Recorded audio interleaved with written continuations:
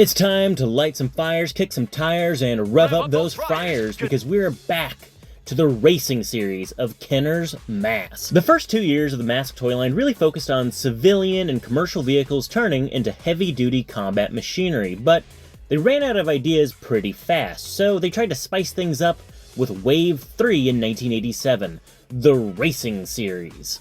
The Racing Series is a little bit of a step forward, but it still has its foot firmly planted in the past. We see a lot more gauche and interesting vehicles being introduced, but at the same time, they want to keep it simple. We haven't gone full split seconds as of yet. In Wave 3, our assortment of vehicles include rally cars, formula racers, crotch rockets, and an ATV. Released in 1987, this is Venom's Iguana, a motocross-style four-wheeler piloted by Lester Sledge. Lester is a new recruit to the Venom ranks, and he kind of takes Sly Rax's place as the small-scale vehicle driver for this assortment.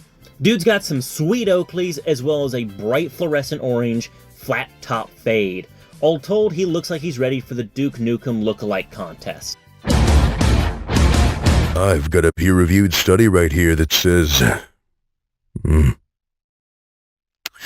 says you're a pussy.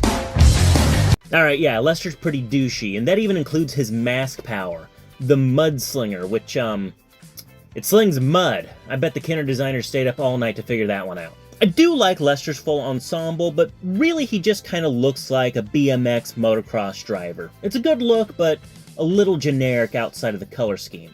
The Iguana itself is pretty solid. It might be a bit of a generic four-wheeler, but it's done well. It's got an eye-catching color scheme of black, red, and shots of purple, as well as some heavy-duty tires, so you know this is going over all kinds of rough terrain and mud.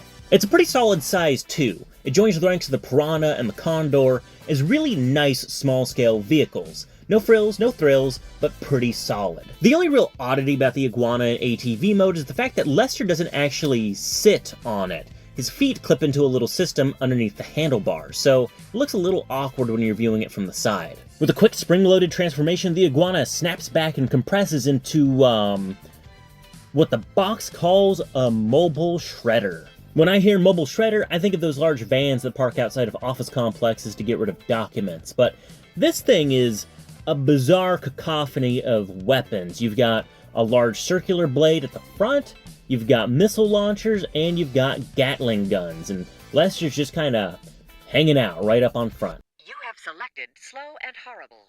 Good choice. Bring it on, baby! I feel like the Kenner designers put a lot of effort to make this combat mode dynamic and give it a unique silhouette compared to the ATV, but really, when all's said and done, it just looks like some form of violent gardening equipment. I feel like you could have used the M.A.S.K on the ATV mode to convert it into like one of those armored cars from the 40s, and giving it a more armored appearance would have been a much more interesting silhouette change from the ATV, especially considering Lester is super exposed. The further and further I delve into the M.A.S.K toy line, the more at odds I find myself with the entire conceit of it. When the conversion works, it works really, really well, and both modes shine. Look at the Manta, for example. That's one of the best in the entire series. But more and more often I find myself looking at the M.A.S.K toys and thinking 50% of it works, either one mode or the other. And honestly, the Iguana here really falls into that 50% category. The ATV mode itself is really good. It reminds me a lot of the Cobra Ferret, and I always find myself in these toy lines drawn to the smaller vehicles, the ATVs, the motorcycles, the gyrocopters, stuff like that. Mini rigs, if you will. I actually kind of feel like the Iguana would have worked a little better if it was released in Wave 1 or 2. Got rid of the racing livery and was just a basic four-wheeler. As it stands in the racing series, though, it's really outclassed and outmatched, especially when you consider how many of the M.A.S.K vehicles are massive compared to this little four-wheeler. M.A.S.K's got the Bulldog, the Razorback, the Wildcat, hell, Matt Tracker is driving something called the Goliath, alright? Lester Sledge is totally screwed compared to all that. Maybe that's why we never see Lester Sledge after the racing wave, alright? One day on the line and he already put in his 2 weeks notice to Miles Mayhem.